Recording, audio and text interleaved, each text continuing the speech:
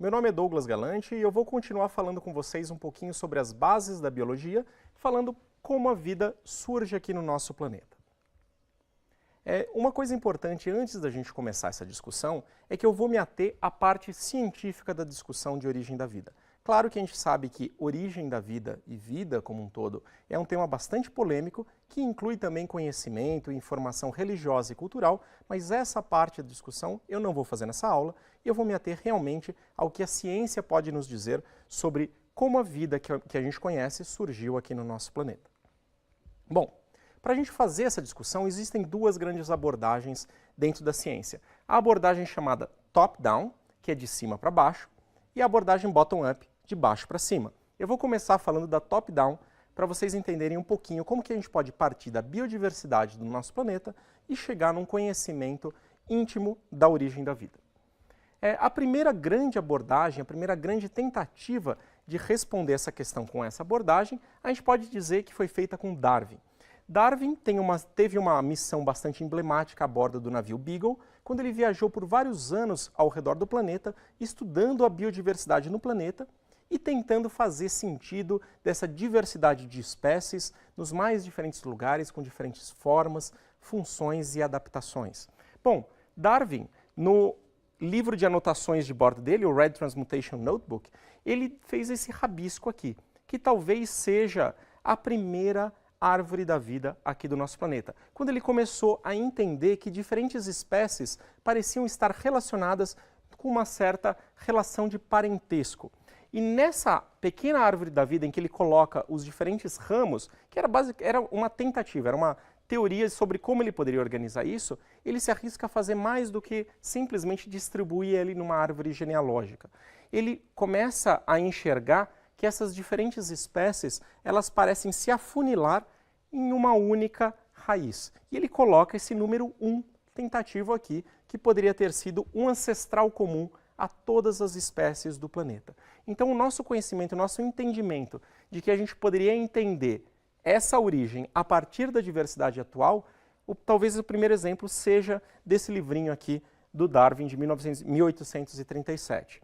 Na Origem das Espécies, no livro do Darwin, ele desenvolve melhor esse protótipo, esse conceito dele de árvore da vida e tenta escrever árvores genealógicas mais completas e realmente colocando os diferentes organismos do nosso planeta e vendo as relações que existiam entre eles e em função do tempo, como eles poderiam surgir com o tempo e dar descendentes diferentes como função do tempo.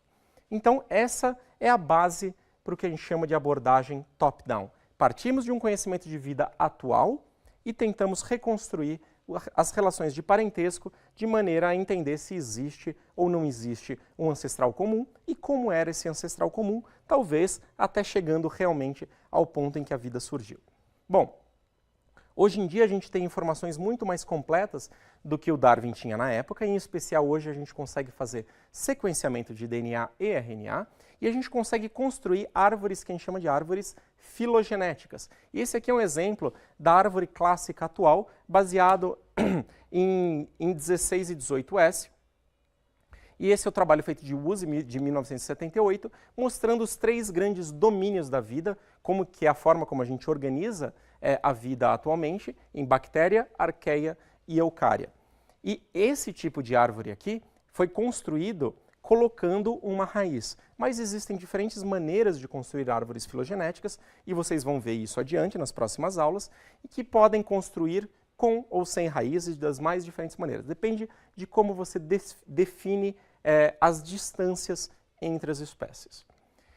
Só para deixar claro, nós estamos aqui, eucária, então Homo sapiens, bem aqui no cantinho, e aqui na raiz estaria o que a gente chama do LUCA, o Last Universal Common Ancestor, o último ancestral comum. É sobre essa entidade, que por enquanto é uma entidade hipotética, que a gente vai falar. O interessante de construir uma árvore desse tipo é que a gente pode começar a olhar os organismos que estariam mais próximos desse tal LUCA, dessa entidade abstrata, porque a gente não encontrou nenhum fóssil, nenhuma entidade parecida com isso.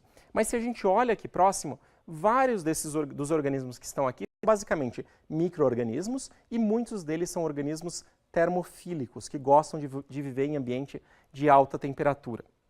Então, isso talvez nos diga que a vida aqui no nosso planeta surgiu na forma de um micro-organismo em um ambiente muito aquecido, talvez em uma poça hidrotermal. Bom, como eu falei, existem várias maneiras de construir aquela árvore e existem maneiras de construir árvores muito mais complexas, não só com herança vertical, mas também herança horizontal, onde informação genética é trocada entre organismos que estão em braços diferentes, mas na mesma posição. Isso constrói relações ou árvores muito mais complexas do que aquela árvore que eu mostrei, e tem alguns que chamam isso de coral da vida, e não mais árvore, porque ele pode gerar uma recombinação genética muito mais complicada. E nesse período inicial aqui, os vírus talvez tenham tido uma importância muito grande de carregar informação horizontalmente de um organismo, de uma espécie para outra espécie, gerando maior variabilidade genética. Então esse período inicial foi um período muito turbulento geneticamente falando. O material genético ele podia ser trocado com muito mais facilidade do que hoje em dia, quando as coisas estão um pouco mais estagnadas, não muito. Então foi um período de grande turbulência que permitiu um surgimento de uma grande variedade de informação genética que depois pode ser selecionada e deu origem às diferentes espécies. Bom, essa abordagem top-down, ela pode ser vista também do ponto de vista celular, que é o tipo de trabalho que tem sido feito hoje. Eu trouxe aqui um trabalho bastante recente, em que foi pego uma célula atual, como todo mundo sabe, bastante complexa, com várias redes metabólicas, sistemas de sinalização, de geração de energia, consumo de energia, armazenamento de informação, enfim, um sistema muito complexo bioquimicamente, e o que foi feito foi tentar desligar os genes dos diferentes subsistemas celulares e ver qual era o mínimo de informação que uma célula era capaz de chegar. Fazendo esse tipo de informação, e aqui tem o exemplo do trabalho que foi feito em 2005 já, pelo grupo do Craig Venter, que sequenciou o genoma humano algum tempo atrás, o que a gente tem entendido é quais são as informações básicas e mínimas que uma célula precisa para funcionar. A gente imagina que fazendo esse tipo de trabalho, a gente consiga minimizar a célula de maneira a chegar num sistema tão simples que esteja mais próximo daquilo que estaria lá na origem da vida, ou pelo menos mais próximo do LUCA, do último ancestral comum. Esse é o tipo de trabalho que a gente tem conseguido fazer hoje em laboratório, graças ao desenvolvimento das técnicas de biologia molecular. Bom, na abordagem bottom-up, o que a gente tenta fazer é partir dos princípios básicos físicos e químicos e tentar entender como eles poderiam se recombinar para dar origem à vida. E, de novo, quem que escreveu ou que desenvolveu essas ideias pela primeira vez provavelmente foi o Darwin. Aqui tem uma carta que ele escreveu para o Hooker em 1871, quando ele coloca essa célebre frase aqui. Mas que grande ser. Se nós conseguíssemos pensar em uma pequena poça quente com todos os tipos de sais de amônia e fosfóricos, luz, calor, eletricidade, todos presentes, se um composto proteico pudesse ser quimicamente formado e pronto para seguir para mudanças ainda mais complexas, hoje em dia ele seria instantaneamente devorado pela vida, mas teria sido muito diferente lá no início, quando não existiam criaturas vivas. Então ele está dando as receitas, o que se imaginava na época que poderia ser necessário para a origem da vida. E essas poças quentes, elas dominam a imaginação dos cientistas e a gente tem procurado por esse tipo de cenário nos mais diferentes lugares. E esse daqui é um exemplo de uma fonte hidrotermal no Parque do Yellowstone, nos Estados Unidos, onde você tem todos esses componentes básicos presentes. Você tem calor, você tem material químico à disposição e você tem tempo para que eles possam se recombinar e talvez dar origem à vida. Isso é o que a gente chama da sopa primordial. Dois outros cientistas trabalharam bastante nesse assunto, o Haldane e o Oparin, e eles foram os proponentes da teoria dessa sopa primordial, da teoria química. Eles propuseram as primeiras reações que poderiam, de fato, produzir as moléculas necessárias para a vida. E a gente vai ver que o conhecimento gerado, teoricamente, por esses cientistas, depois foi aproveitado de maneira empírica na criação da química pré-biótica. Bom, de novo, vamos dar um exemplo de pesquisa atual em biologia sintética, o que a gente chama de SynBio. E esse trabalho aqui, de novo, é um trabalho feito pelo grupo do Craig Venter, no qual eles conseguiram construir, a partir da informação genética básica, do conhecimento que se tem de como as células funcionam, eles conseguiram construir um genoma que foi capaz de fazer uma célula funcionar. Então, eles, no computador, projetaram uma célula do princípio e que, de fato, foi capaz de funcionar. Então, a partir desse conhecimento básico, a gente sabe que hoje, em laboratório, a gente está chegando ao ponto de construir uma célula que funcione. Falando dos elementos químicos básicos para a vida e da origem, eu vou dar um panorama para vocês da história pelo nosso universo. Os elementos químicos e o nosso universo como um todo, eles provavelmente tiveram uma origem relacionada com um evento chamado de Big Bang, que não foi uma explosão de fato, mas é quando o universo, como a gente conhece, surge, o espaço, o tempo e os elementos químicos. Esse processo que gerou os primeiros elementos químicos lá no Big Bang, 14 bilhões de anos atrás, é chamado de nucleossíntese primordial. Primeiro foram formados os elementos mais simples, hidrogênio e hélio, que se espalharam através do universo. Com o tempo, a pressão da gravidade, a força da gravidade fez com que eles se condensassem em grandes nuvens de gás. Essas nuvens foram comprimidas. Nessa compressão, a energia ficou tão alta que você começou a fazer fusão nuclear. Dois átomos podiam se juntar e gerar outros. Quando você faz esse processo, você libera energia e você produz o que chama das estrelas. Então, as estrelas não são nada mais que grandes bolas de gás fazendo fusão. Dentro dessas estrelas, e pelo processo de fusão, e de vez em quando com a explosão dessas estrelas, você gera todos os elementos químicos da tabela periódica. De novo, as estrelas vão gerar esses elementos químicos ali dentro no processo de fusão.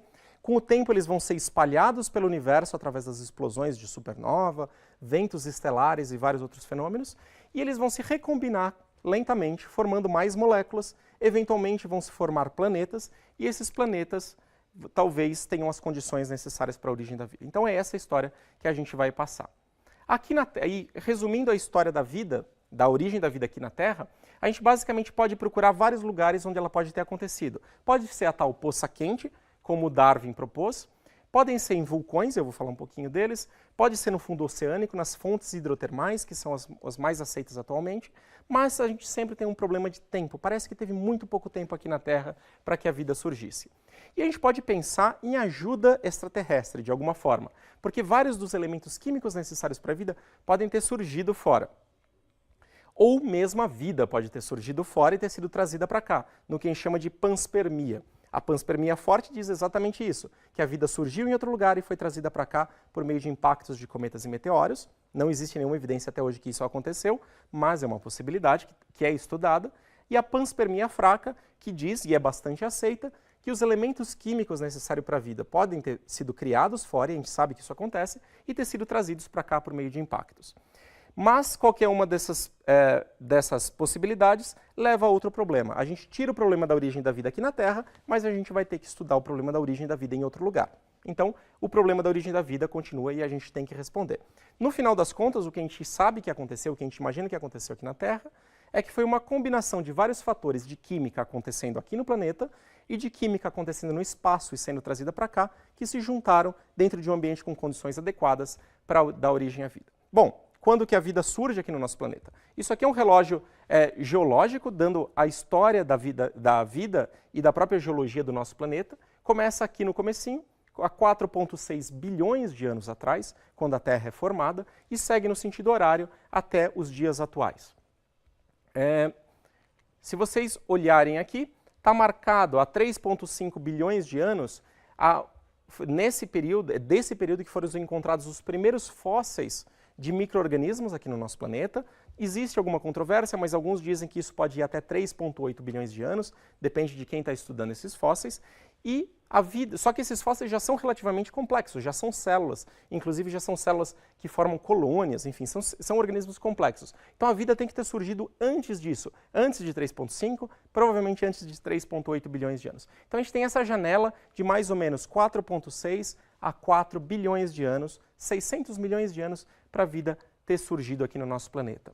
E a pergunta é, como que ela surgiu nesse período? Será que esse período foi suficiente? Será que ela aconteceu uma única vez? Ou será que aconteceu várias vezes? Enfim, esse é o período geológico que a gente está estudando para a origem da vida.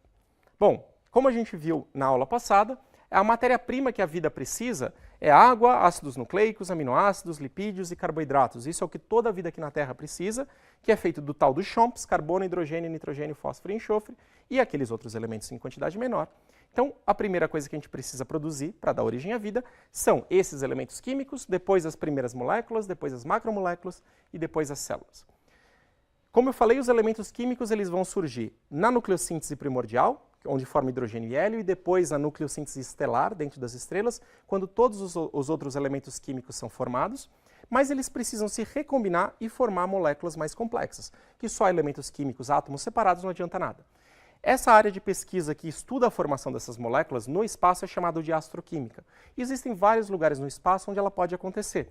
Por exemplo, nessas grandes nuvens de gás, como que aqui foram fotografadas pelo Hubble, onde você tem não só uma concentração maior desses elementos químicos, mas também energia das estrelas impulsionando as reações, em superfície de gelos ou de grãos de poeira que estão embebidos, misturados a esse gás aqui dentro, ou em corpos frios, pequenos cometas, meteoros ou mesmo planetas que estão surgindo aqui e podem gerar uma complexificação molecular, gerando moléculas. Nessa tabela, que está meio difícil de ver, mas o que importa é, essas são as moléculas que já foram encontradas, detectadas nessas nuvens de gás. Tem algumas centenas de moléculas que já foram detectadas por métodos astronômicos, usando telescópios, e também medindo diretamente meteoritos e cometas. Existem moléculas muito complexas. Aqui tem moléculas com 2 átomos até 13 átomos. E várias dessas moléculas aqui são moléculas orgânicas. E, inclusive, existem algumas muito mais complexas que essas, como os hidrocarbonetos policíclicos aromáticos e os fulerenos. Moléculas ricas em átomos de carbono, complexas, grandes e que parecem ser base para a vida como a gente conhece. Então a química necessária para a vida, ela acontece e é formada já no espaço, gerando todos os que a gente chama dos blocos básicos de construção das moléculas. Além disso, no espaço, graças à radiação estelar que existe, você pode gerar um tipo de molécula especial, que são as moléculas chamadas homoquirais. A gente sabe que aqui na Terra, por exemplo, os açúcares que a vida usa são todos do tipo D e os aminoácidos são todos do tipo L. Isso é uma propriedade intrínseca da vida como a gente conhece, e a gente conhece alguns processos astrofísicos que seriam capazes de gerar moléculas desse tipo. Então parece que sim, temos uma ligação muito próxima com o espaço. Mas como que essas moléculas chegam aqui na Terra? Bom, normalmente a gente pensa em impactos de cometas, meteoros, asteroides, como uma coisa terrível que causou, por exemplo, a extinção dos dinossauros, que causou, algum tempo atrás, alguns anos atrás, alguns acidentes lá na Rússia, quando causou danos em propriedades, e até em algumas pessoas que se machucaram, mas os impactos são coisas boas em alguns pontos. Eles são os principais responsáveis por trazer essa matéria química formada no espaço aqui para a Terra. Por exemplo, em vários cometas já foram detectadas várias moléculas orgânicas super importantes para a vida, tanto por técnicas astronômicas, medindo a distância, quanto por sondas que chegaram perto, por exemplo, do cometa Halley e mediram um aminoácido, por exemplo, a glicina, presente na cauda desse cometa. Então, de novo, a química básica para a vida está presente no meio interestelar e ela é trazida para cá por meio desses impactos de cometas e meteoros. Então, os impactos são super importantes. E, inclusive, a gente não sabe exatamente o valor, mas talvez metade de toda a água do nosso planeta ela é de origem extraterrestre e foi trazida para cá por meio de impactos de asteroides. E todos esses impactos e esse material que cai aqui na Terra e resquícios do processo de formação geraram um ambiente rico em água, rico em moléculas orgânicas e que permitiu que uma química mais complexa começasse a acontecer. O primeiro experimento que tentou reproduzir as condições propostas pelo Haldane e Oparin foi o experimento chamado de Miller e Urey, feito em 1952, 1953 nos Estados Unidos, onde eles criaram um reator tentando reproduzir as condições de terra primitiva. Colocaram vários gases aqui dentro, metano, amônia, gás carbônico e nitrogênio, colocaram uma fonte de energia, um faiscador, que tentava simular os relâmpagos da Terra primitiva, e eles observaram a formação, depois de um certo tempo, de várias moléculas orgânicas, vários açúcares, vários aminoácidos, produzidos ali de maneira espontânea. E esse experimento foi que deu origem à área de pesquisa chamada Química Prebiótica, e hoje a gente imagina que ele seja um protótipo de grandes ambientes da Terra primitiva, como, por exemplo, grandes erupções vulcânicas que liberavam esses gases, induziam a formação de nuvens de tempestade, e esses relâmpagos poderiam fornecer a energia necessária para a produção das moléculas para a vida. ou então alguns ambientes que a gente está conhecendo hoje, como essas fontes hidrotermais no fundo oceânico, debaixo de vários milhares de quilômetros. Então tem muitas atmosferas de pressão aqui presente, temperaturas muito altas, chegando a 400 graus, uma grande quantidade de material saindo do manto ou do fundo oceânico, dependendo da fonte, e todas as condições para uma química extremamente complexa acontecer. Bom, a presença desses lugares, desses ambientes, dessas moléculas não é suficiente para a vida surgir, mas algumas condições ainda mais interessantes, como alguns minerais, argilas, como a gente encontra em praias, podem ter gerado uma complexificação molecular ainda maior. Em processos que as argilas sofrem, em que você tem dessecação e umidificação dessa argila, você seca e molha a argila com o tempo, e isso acontece de maneira rotineira e regular, você pode induzir, aqui eu tenho um desenho, você pode induzir que as moléculas entrem nas lamelas que existem da argila, sejam comprimidas e separadas, e isso pode fazer com que moléculas simples se juntem e formem o que a gente chama de macromoléculas, que são a base para a vida como a gente conhece. Você pega aminoácidos e começa a formar peptídeos, que depois vão dar origem a proteínas, que vão ter função biológica. Bom, tudo bem, então a gente tem um cenário que é capaz de gerar agora, inclusive, macromoléculas, polímeros biológicos ou pré-biológicos, mas como que você gera um sistema vivo? O dogma central da biologia molecular é basicamente a lógica que todos os seres vivos do nosso planeta usam para existir. Basicamente, você tem informação armazenada em DNA ou RNA, depende do caso. Essa informação ela é transcrita em RNA, ela é traduzida na forma de proteínas. As proteínas são o que tem função biológica. Essa função biológica é que gera um processo de seleção e evolução e que, de novo, age sobre o DNA. Bom, mas isso gera uma certa dúvida, porque para o DNA funcionar dessa maneira, ele precisa de proteínas para serem selecionadas e, inclusive, para fazer esse processo de transcrição e tradução e reprodução. Então surge uma dúvida: quem surgiu primeiro? O ovo ou a galinha? Surge primeiro a informação no DNA ou surge primeiro o sistema metabólico? Isso é uma dúvida ainda em aberto e existe grande discussão na literatura sobre isso. Uma maneira de resolver essa discussão, e que talvez seja uma das teorias mais aceitas para a origem da vida aqui na Terra, é o chamado mundo de RNA. A ideia é que você resolve aquele problema do ovo e galinha do dogma central da biologia molecular, propondo não o DNA como molécula informacional, mas o RNA. Porque a gente sabe que RNA, feita de nucleotídeos, pode se organizar e pode ter função não só de armazenamento de informação, mas também função metabólica. Então ele poderia, em princípio, se organizar formando simples fitas. Essas simples fitas poderiam ser catalisadores de formação de proteínas e também autocatalisadores de reprodução, e com isso você teria um sistema celular muito simples, ou uma molécula polivalente capaz de armazenar informação, fazer metabolismo e fazer reprodução. Então seria uma molécula que resolveria todos os problemas, e muita gente imagina que foi assim que aconteceu aqui na Terra primitiva. Dando uma resumida agora no assunto, para mostrar o que a gente conhece até agora sobre a origem da vida, eu queria dar esse exemplo bastante emblemático. Esse aqui é o chamado meteorito de Murchison, que caiu na Austrália, e foi feito um estudo bastante interessante. Se você pega esse meteorito e você extrai as moléculas orgânicas que estão presentes nele e coloca em água, elas prontamente se organizam e formam micelas. Micelas, estruturas que lembram as células, membranas. E o que eu quero mostrar com isso é um meteorito que tem 4,6 bilhões de anos, tem a mesma idade de formação do sistema solar. Ele já tem a riqueza química necessária para fazer a primeira etapa de uma célula, que é a compartimentalização. Toda a química já está necessária. Se a gente agora agrega o conhecimento atual que vem sendo desenvolvido sobre o mundo de RNA, sobre a capacidade do RNA de armazenar informação e de ser um catalisador de reações químicas e inclusive da sua própria reprodução, e você junta esses dois sistemas, hoje a gente começa a imaginar, a pensar em células muito simples, sistemas formados por uma compartimentalização, um sistema informacional e metabólico polivalente que poderia ser chamado de vida. Então, a história que a gente vem recontando em laboratório é basicamente a história da origem da vida no nosso planeta. Mas uma coisa muito importante que a gente tem que ter em mente quando a gente vê esse tipo de trabalho é que o que está sendo feito, o que está sendo discutido é uma história possível da origem da vida. Tudo bem, a gente pode mostrar que com essas bases a gente consegue gerar uma entidade que tem propriedades de ser vivo, Mas isso não quer dizer que foi assim que aconteceu na Terra, porque a gente não tem informação geológica, histórica, fósseis, dessas várias etapas. Então, isso, por enquanto, é só uma história possível da origem da vida. A gente não tem a solução definitiva para a origem da vida e a gente ainda precisa procurar. Então, eu agradeço e obrigado.